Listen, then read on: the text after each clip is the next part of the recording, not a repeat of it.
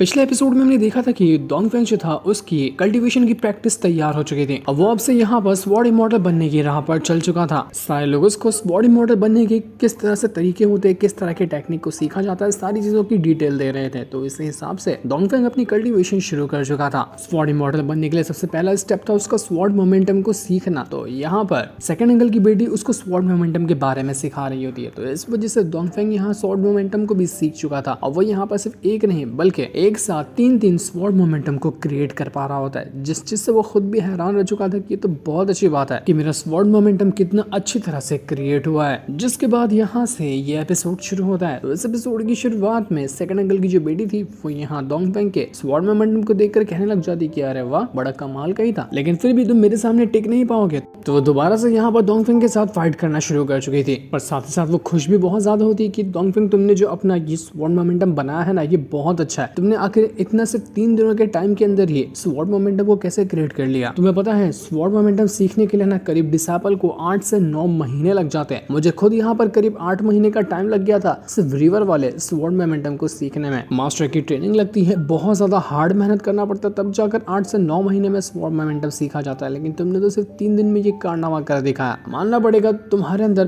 Power भी बहुत ज्यादा है, तुम्हारी कल्टीवेशन की स्पीड जो है वो भी बहुत ज्यादा है। तो डोंगफेंग भी कहना चाहता है कि मुझे नहीं पता, बस मैंने यहाँ पर मेहनत की और 3 दिन के अंदर ही ये काम हो गया। वैसे सारी चीजें तो आपकी ही बदौलत हुई, क्योंकि आपने ही तो मुझे स्वॉर्ड मोमेंटम के बारे में सिखाया कि इसको कैसे प्रैक्टिस किया जाता है, उसकी वजह से ही मैं ये कर पाया। तो ये सुनकर वो सेकंड अंकल की बेटी कहने लग जाती कि ठीक है, अब मैं यहाँ पर तुम्हारे पर और भी खतरनाक अटैक करूंगी, तो उसको हैंडल करके दिखाना। इसके बाद वो जैसे ही अटैक करने वाली थी, डोंगफेंग सीधा अपना फार वाला स्वॉर्ड मोमेंटम क्रिएट करते हुए सीधा का सीधा उसके अटैक को डिस्ट्रॉय कर देता है। जो देखकर वो एकदम दंग रह चुकी थी कि ये क्या हुआ, डोंगफेंग तुम्हारे पास फायर स्वॉर्ड मोमेंटम कैसे आया? अभी तो तुम आइस के स्वॉर्ड मोमेंटम का इस्तेमाल कर रहे थे, अब तुम फायर के भी स्वॉर्ड मोमेंटम को इस्तेमाल कर सकते हो। पर तभी डोंगफेंग जो था अगला अटैक करते हुए सीधा का सीधा सेकंड अंकल की बेटी के सभी अटैक को डिस्ट्रॉय कर चुका था, जिस वजह से वो एक भी अटैक नहीं कर पाते। वो तो बस यहाँ पर बिल्कुल हैरान खड़ी थी कि डोंगफेंग तुमने ये कैसे किया, तुम दो स्वॉर्ड मोमेंटम को कैसे सीख गए हो? तो डोंगफेंग कहता है कि मेरे ख्याल से 2 नहीं, शायद मैं 3 दिन स्वॉर्ड मोमेंटम को 3 दिन के अंदर सीख चुका, और इन सब का जिम्मेदार मैं आप ही को मानता हूँ, क्योंकि आपने ही मुझे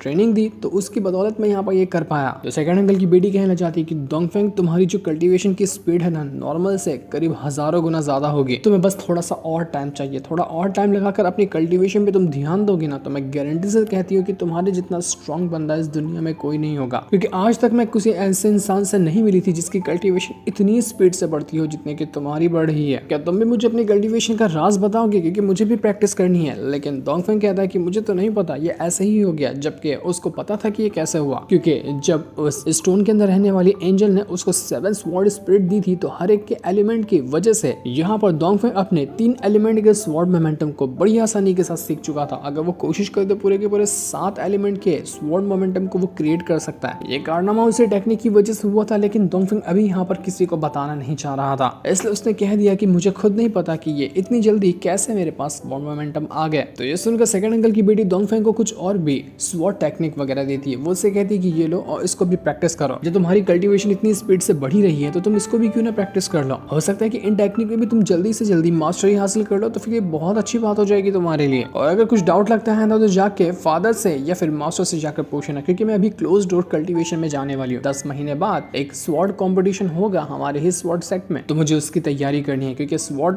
कॉम्पिटिशन में अगर पार्टिसिपेट करना है तो गोल्डन कोर रेल्म को अचीव करना पड़ता है। उसको अचीव करने के बाद ही वो स्वॉर्ड कॉम्पिटिशन के अंदर पार्टिसिपेट किया जाता है। कॉम्पिटिशन के बारे में सुनकर डोंगफेंग बिल्कुल एक्साइटेड हो चुका था कि अरे वाह, ऐसा भी कुछ कॉम्पिटिशन होता है क्या? तो सेकंड अंकल की बेटी बताती कि हाँ, हर बार होता है, और जो भी उस कॉम्पिटिशन को जीतता है उसको इमॉर्टल रूट मिलती है, और कल्टीवेशन के बहुत सारे रिसोर्सेस मिलती है, टॉप लेवल की टेक्निक मिलती है, और भी ढेर सारी चीज मिलती है। और जो भी इस कॉम्पिटिशन को नंबर 1 रैंक से जीतता है ना, तो उसका नाम पूरे सेक्ट में होता है। लेकिन इस कॉम्पिटिशन को जीतना उतना ईजी नहीं है। बहुत सारे लोग इसमें पार्टिसिपेट करते हैं जो कि सारे के सारे खतरनाक और पावरफुल होते हैं। तो मैं भी अपना ब्रेक थ्रू करने के लिए, अपने आप को स्ट्रॉन्ग बनाने के लिए क्लोज डोर कल्टीवेशन में जाने वाली हूँ। डोंगफेंग कहता है कि क्या मैं भी उस कॉम्पिटिशन में पार्टिसिपेट कर सकता हूँ, क्योंकि मुझे भी इसके अंदर पार्टिसिपेट करना है। तो सेकंड अंकल की बेटी कहती है कि हाँ हाँ, बिल्कुल कर सकते हो, तुम्हारे पास अभी 10 महीने के अंदर अपना तुम golden core realm break through कर लो, उसके बाद आसानी से तुम्हें एंट्री मिल जाएगी उसी कॉम्पिटिशन के अंदर। उसको अच्छे से लड़ना, हो सकता है कि तुम उसको जीत भी जाओ फर्स्ट रैंक से। वैसे देखो, अभी मैंने तुम्हें यहाँ पर ना सिर्फ स्वॉर्ड मोमेंटम सिखाया, इसके बाद अगला स्टेप होता है स्वॉर्ड इंटेंट का, जो कि स्वॉर्ड मोमेंटम का सेकंड स्टेप है। तो मैं यहाँ पर तुम्हें स्वॉर्ड इंटेंट किस तरह से बनाया जाता है वो करके दिखाती हूँ। उसके बाद तुम अपना स्वॉर्ड इंटेंट भी सीखने की कोशिश करना। तो सेकंड अंकल की बेटी यहाँ पर अपनी पावर का इस्तेमाल करते हुए अपने स्वॉर्ड इंटेंट को क्रिएट करना शुरू कर देती है ताकि वो डोंगफेंग को दिखा सके कि किस तरह से बनता है। जैसे उसने अपनी पावर को एक्टिवेट किया था, यहाँ पर डोंगफेंग भी उसके साथ फाइट करने लग जाता है। दोनों की फाइट काफी ज्यादा जबरदस्त थी। शुरुआत में तो यहाँ पर डोंगफेंग स्ट्रॉन्ग नजर आ रहा था, लेकिन जब अच्छी तरह से सेकंड अंकल की बेटी ने अपना स्वॉर्ड इंटेंट एक्टिवेट किया तो डोंगफेंग के सारे अटैक यहाँ पर डिस्ट्रॉय होते जा रहे थे, जो देखकर डोंगफेंग खुश हो जाता है कि अरे वाह, आपकी तो ये स्वॉर्ड मोमेंटम वाली टेक्निक कितनी ज्यादा कमाल की हो गई। तो सेकंड अंकल की बेटी कहती है स्वॉर्ड मोमेंटम नहीं है, देखो स्वॉर्ड मोमेंटम अगर तुम बना लो उसके बाद स्वॉर्ड इंटेंट क्रिएट करने की कोशिश करो ना, ये दोनों आपस में मर्ज होते हैं। और अब जो मैं अटैक कर रही हूँ वो स्वॉर्ड मोमेंटम और स्वॉर्ड इंटेंट दोनों को एक साथ मर्ज करने के बाद हो रहा है। इस वजह से तुम्हारे अटैक उतने कारगर साबित नहीं हो रहे हैं। जितने भी स्वॉर्ड के अलग अलग स्टेप सीखते जाओगे ना, तो वो सारे के सारे आपस में मर्ज होकर फिर अटैक करते हैं, जिस वजह से वो अटैक बहुत ज्यादा खतरनाक होता है। उम्मीद है कि तुम स्वॉर्ड इंटेंट के बारे में सीख गए होगे। वैसे कुछ और भी कमाल के स्वॉर्ड इंटेंट से जुड़ी हुई टेक्निक है, उससे जुड़ी हुई जानकारी है,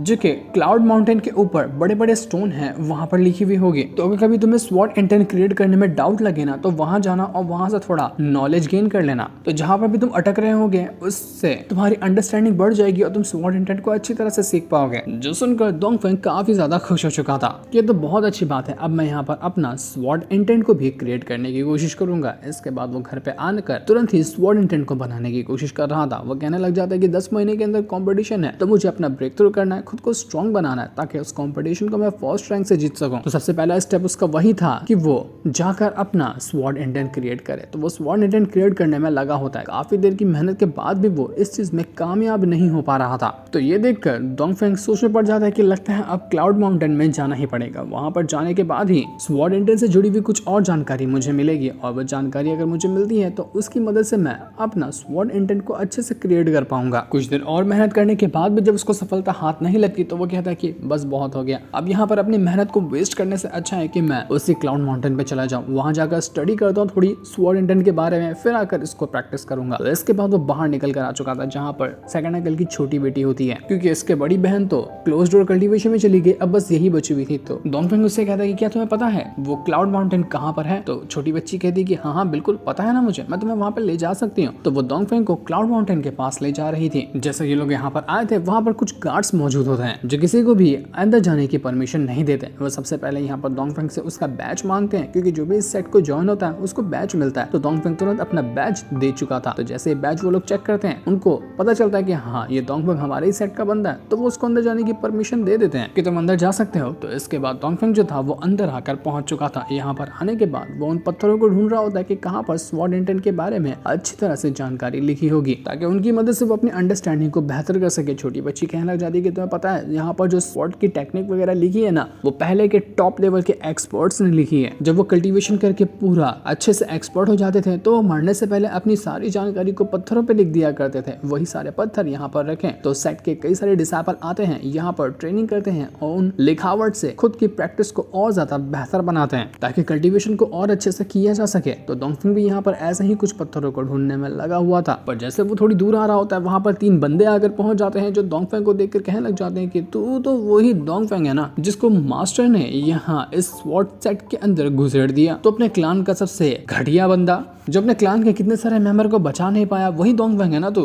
क्या तू यहाँ पर स्वॉर्ड इंटेंट के बारे में जानकारी निकालने के लिए आया हुआ है? देख साफ साफ बता दूं कि तू यहाँ पर हमारे सेट का बंदा है ही नहीं। तुझे अगर कोई यहाँ पर रख भी ले तो तू यहाँ पर ऑफिशियली थोड़ी ना डिसाइपल हो जाएगा। देख स्वॉर्ड इंटेंट से लिखी हुई जानकारी जो है वो सिर्फ हमारे सेट के ऑफिशियल डिसाइपल लोग के लिए है। हम ये नहीं चाहते कि बाहर का कोई ऐरा गैरा बंदा आए, यहाँ की टेक्निक को सीखे, उससे अपनी पावर बढ़ाए और हमारे ही सेट के डिसाइपल को वो पीछे कर दे। ऐसे यहाँ से कल्टी मार ले, हम तुझे कुछ भी जानकारी लेने नहीं देंगे। ये क्लाउड माउंटेन ऐसी कोई जगह नहीं जहाँ पर तुझ जैसा घटिया इंसान आकर रह सकता है। ये सुनकर डोंगफेंग को गुस्सा तो बहुत ज्यादा आ रहा था, लेकिन अभी वो झगड़ा नहीं करना चाह रहा था। इसलिए वो प्यार से ही शुरू में कहता है कि देखो मुझे यहाँ पर स्वॉर्ड इंटेंट के बारे में जानकारी चाहिए, इसलिए मेरा रास्ता छोड़ दो। इज्जत से कह रहा हूँ, वरना गुस्सा मुझे भी आता है। छोटी बच्ची यहाँ पर उन लोगों से कहना चाहती है कि तुम लोग यहाँ पर पर ब्रदर डोंगफेंग को क्यों परेशान कर रहे हो, वो तो हमारे सेट के एक मेंबर है ना, तो वो आसानी से यहाँ पर आ सकते हैं, उनको कोई रोक टोक नहीं है, बल्कि तुम उन्हें रोक कर रूल्स वगैरह को तोड़ रहे हो, जो कि सही बात नहीं है। लेकिन वो बंदे उसे कहने लग जाते कि अरे अभी तुम बच्ची हो, तुम्हें नहीं पता कि आखिर ये डोंगफेंग कितना घटिया इंसान है, ये एक डीमन है, इस डीमन के साथ रहोगे तो कभी भी तुम्हारे ऊपर ये हमला कर सकता है। पता भी है कि इसकी दाव बॉडी कितनी ज्यादा खतरनाक थी, हमने सब सुनकर रखा है इसके बारे में, तो ऐसे लोगों का यहाँ पर ना रहना ही बेहतर होता है। वो यहाँ पर छोटी बच्ची को साइड में कर देते हैं और वापस से डोंगफेंग को चढ़ाने लग गए थे। वो उसकी बेइज्जती कर रहे थे कि तुझे पता है तू एक ना क्रिमिनल का बेटा है, तेरा बाप एक नंबर का अपराधी है जो कि डीमन के साथ मिल गया था, और उसी अपराधी का बेटा यहाँ पर आया है जिसको कहीं जगह नहीं मिली, तो मास्टर ने इसके ऊपर दया खाकर उसे इस सेट के अंदर लाकर पटक दिया। और देखो यहाँ पर आने के बाद वो इसी सेट के बंदों के साथ इस तरह से बात कर रहा है, एक नंबर का एहसान फरामोश है तू, तुझे कोई एहसान को हैंडल करना आता नहीं है क्या। डोंगफेंग के दिमाग में आग लग रही थी, वो सब कुछ बर्दाश्त कर सकता है लेकिन अपने फादर के खिलाफ कुछ भी सुनने के लिए उसको बर्दाश्त नहीं हो रहा था, उसको बहुत ज्यादा गुस्सा आने लग जाता है। वो लोग और ज्यादा डोंगफेंग को चिढ़ाते हुए कहते हैं कि एक अपराधी का बेटा चला है खुद को पावरफुल बनाने में, सपने तो बड़े बड़े देखता है लेकिन इसको सपने पूरे करने के लिए इसकी औकात ही नहीं है, हम तो इसको पावरफुल ही बनने नहीं देंगे। तो यहाँ पर ये स्वॉर्ड इंटेंट सीखने के लिए आया है, यहाँ से ये कल्टी मार ले, वरना हमें गुस्सा आया ना तो हम तेरी जान ले लेंगे। ये सारी चीजें सुनकर डोंगफेंग को इतना ज्यादा गुस्सा आ रहा था कि वो एक बंदे को ऐसा घसीट कर अटैक देकर मार क्या देता है कि वो बंदा सीधा उड़कर दूर फेंका चुका था। डोंगफेंग कह जाता है कि आज के बाद तुम लोगों में से किसी ने भी मेरे फादर को अपराधी कहा, उनको क्रिमिनल कहने की कोशिश की ना तो फाड़ कर रख दूंगा तुम लोगों को। तुम लोगों को पता नहीं होगा कि आज तुम लोग यहाँ पर जिस पोजीशन पे खड़े हो ना, मेरे फादर का उसमें कितना बड़ा हाथ है। हमारे इमॉर्टल अलायंस को बचाने के लिए मेरे फादर ने अपनी जान कई बार दांव पे लगाई है, कितने सारे दुश्मनों का उन्होंने मुकाबला किया, और अब तुम ऐसे इंसान को तुम एक क्रिमिनल बता रहे हो, वो भी उसके बेटे के सामने, इसलिए मुझे ये बर्दाश्त नहीं होगा। वो जैसे अपना ऑरा एक्टिवेट करता है, पूरी जगह हिलने लग गई थी क्योंकि उसका ऑरा इतना ज्यादा स्ट्रॉन्ग था, जो देखकर सारे के सारे लोग हैरान रह जाते कि आखिर ये क्या हुआ, इसके ऑरा के अंदर अचानक में इतनी जान कैसे आ गई। लेकिन कोई बात नहीं, ये ऑरा के अंदर जान निकाल ले या कुछ भी क्यों ना कर ले, हमारे सामने नहीं टिक सकता क्योंकि हम तीन हैं और तीनों इससे ज्यादा स्ट्रॉन्ग है। तो वो सारे लोग मिलकर कहने जाते कि चलो आज यहाँ पर इसको मिलकर न जान से मार डालते हैं, किसी को कानों कान खबर नहीं होगी कि कहाँ मर मरा के घूम गया ये, क्योंकि वैसे भी इसको भाव ही कौन देता है। डोंगफेंग बहुत ज्यादा गुस्सा हो चुका था, उसका बस चले तो यहाँ पर वो तीनों के तीनों को मिलकर जान से मार डाले। एक बंदे को तो वो उसकी हालत खराब ही कर चुका था, तो बाकी के दोनों बंदे कहने लग जाते हैं कि तूने हमारे ही डिसेबल के ऊपर हमला करने की कोशिश की है, इसलिए इसका बदला तो हम तुमसे लेकर ही रहेंगे, और कोई एल्डर पूछने आता है तो हम कह देंगे कि झगड़ा तूने ही पहले शुरू किया था, इसलिए हमें बचाव में तुम्हारे ऊपर अटैक करना पड़ा। तो डोंगफेंग तू मरने के लिए तैयार हो जा, तू अब नहीं बचेगा। तो वो दोनों तुरंत अपनी पावर का इस्तेमाल करते हुए डोंगफेंग के ऊपर अटैक करने की कोशिश करते हैं। एक बंदे ने अपनी अजूर वुड स्वॉर्ड को बाहर निकाल लिया था, जो कि काफी ज्यादा खतरनाक लग रही थी, और उसकी मदद से वो डोंगफेंग के ऊपर अटैक करने के लिए तैयार था। डोंगफेंग कहने लग जाता है कि धोखेबाज तुम लोगों, हमला तुम लोगों ने पहले शुरू करवाया, सारी चीजें तुम लोगों ने की, मेरे फादर के बारे में बुरा तुम लोगों ने बोला, और किसी के ऊपर इल्जाम लगाओगे कि झगड़ा मैंने शुरू किया था, तो मैं जो करना है ना वो कर लो, क्योंकि आज मैं तुम तीनों को ही यहाँ से जिंदा जाने नहीं दूंगा। तो बताओगे किसको, मैं तुम तीनों को जान से मार देने वाला हूँ। तो जैसे यहाँ पर वो बंदा अपनी स्वॉर्ड की मदद से डोंगफेंग के ऊपर अटैक करने वाला था, डोंगफेंग यहाँ पर अपना थंडर स्वॉर्ड मोमेंटम क्रिएट कर लेता है, और जैसे उसने इसको एक्टिवेट किया था, उस बंदे के अटैक बिल्कुल ही डिस्ट्रॉय हो जाते हैं। उसका अटैक यहाँ पर कुछ कर ही नहीं पाया, जो देखकर बाकी लोग हैरान थे कि ये क्या है, ये डोंगफेंग तो नल्ला था ना, ये अभी तो स्वॉर्ड मोमेंटम को ही सीखा है, लेकिन फिर भी इसका स्वॉर्ड मोमेंटम इतना स्ट्रॉन्ग कैसे कि हमारा स्वॉर्ड इंटेंट भी इसके सामने कमजोर नजर आ रहा है। हमारा तो फ्लाइंग स्वॉर्ड, हमारे वेपन इसके सामने कोई काम ही नहीं कर रहे हैं, आखिर इसके पास इतना ज्यादा खतरनाक अटैक कैसे आ गया। लेकिन फिर भी वो यहाँ पर शांत बैठने वाले नहीं थे, वो लोग वापस से अपनी पावर का इस्तेमाल करते हुए डोंगफेंग के ऊपर अटैक करना शुरू कर देते हैं। वो लोग कहते हैं कि तूने यहाँ पर अपना सिर्फ स्वॉर्ड मोमेंटम क्रिएट किया है ना, इससे कोई बड़ी बात नहीं है, हमारी पावर के सामने अभी भी तू बिल्कुल एक नल्ला है, जिसकी औकात दिखाना हमें अच्छी तरह से आता है, आज तू यहाँ पर बचेगा नहीं। तो वो लोग दोबारा से डोंगफेंग के ऊपर हमला करने को तैयार थे, लेकिन डोंगफेंग को इससे कोई फर्क नहीं पड़ता, वो तीनों की जान लेने के लिए वहां पर खड़ा हुआ था। लेकिन अभी हमें नहीं बताया जाता कि डोंगफेंग यहाँ पर क्या तीनों को मार डालेगा या फिर वो तीनों डोंगफेंग पे भारी पड़ जाएंगे, ये हमें पता चलेगा नेक्स्ट एपिसोड के अंदर, जिस सीन को दिखाते साथ ही ये वाला एपिसोड यहीं पर एंड हो जाता है। Thanks for watching.